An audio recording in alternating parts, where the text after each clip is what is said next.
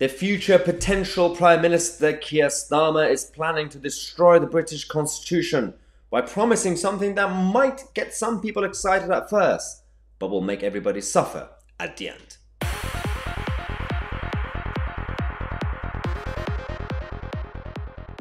Okay, this is going to be a very important video update about the House of Lords, the upper chamber. That is under a lot of criticism from both left and right, centre, up, down. Now you've got the traditionalists who want to just keep it as it is. Then we've got the modern traditionalists, whatever that means, who have completely destroyed the Lords, especially since Blair, by adding political appointees, by politicising the House of Lords and making a mess out of it. Then you've got some people who just want to get rid of it, just have one chamber. And there are some people like Starmer who want to become populist, tell you what you want to hear, saying, yeah, I'm gonna restore trust in politics. Let's get rid of the Lords. So we're like, oh, good. What are you going to do with it?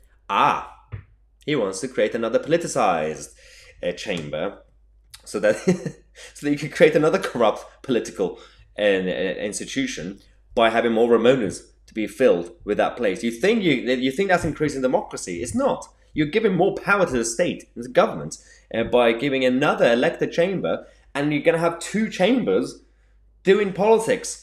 That's not how it works. One chamber is enough for legislation. One chamber is enough for publicly elected representatives. This is what he wants to do. He says, I want to abolish the House of Lords to restore trust in politics. So, considering that trust in politics has been destroyed by the lower chamber, House of Commons, because it's too political and it's a mess, political corruption. So you think, in order to restore trust that was caused by the Commons, you're going to create another House of Commons, an upper chamber Commons style. So you're going to double the problem. There's no logic behind this. He's going to completely destroy the Constitution without knowing what the next plan is. There are plans. There are better ideas. If you want to reform the House of Lords, if you want to replace the House of Lords, there are better ways to do it. And I'll tell you in a second. Now, this guy who loves the European Union has come out to say that we should replace the House of Lords with an elected chamber of regions and nations. Can we stop this nonsense about regions? Because this is not really British. It's very European, but okay. He said, I want to be clear that we do not, we need to restore the trust of the public in every part of the United Kingdom, in our system of government. Are you absolutely kidding me? What is this nonsense? Just saying random words without any proper consideration for how constitution works. Just because our constitution is not codified doesn't mean we don't have a constitution. That's not how the system works. And you can't just randomly change things by putting in your manifesto without going to the public with a referendum. Constitutional matters need the consent of the public, and they need to know a clear plan what you want to do. If you want to fix the House of Lords, you need to make it less political. Get rid of the political appointees, make it more merit-based, and actually just have them scrutinize the House of Commons. That's it. We don't need the House of Lords to block bills. We don't need the House of Lords to have political debates. We have the House of Commons for that, and we need to, of course, drain the swamp of the House of Commons. We need better MPs in there. But imagine you go through all that chaos in the Commons, and then you're going to go through that again with some sort of Senate.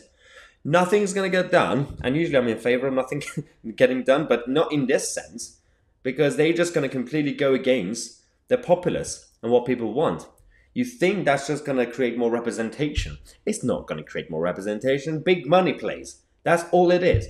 So all you have to do is just change the people in the House of Lords, get rid of the political appointees, get rid of it from becoming some sort of reward system for failed politicians and MPs and former prime ministers, and just allow it to be the arm of the constitutional monarchy, be the arm of the crown, to be there on behalf of the public to scrutinise the House of Commons. Because we have no say when it comes to the House of Commons procedures. You just elect your representative, it's representation, and it goes to the Commons, and they debate and vote on the bills. We don't need another second chamber to completely do the same thing. That's not democracy. That's a mess. But you can't keep the House of Lords the way it is, because that's also problematic. It's a complete mess in its current form. Now, let's take a quick break. I'm going to come back in half an hour. We're going to tell you about the plan of the globalists here to bring in permanent health passports or immunity passports for future problems and viruses. Subscribe to the channel, I'm Mario Tousi, and we are the media.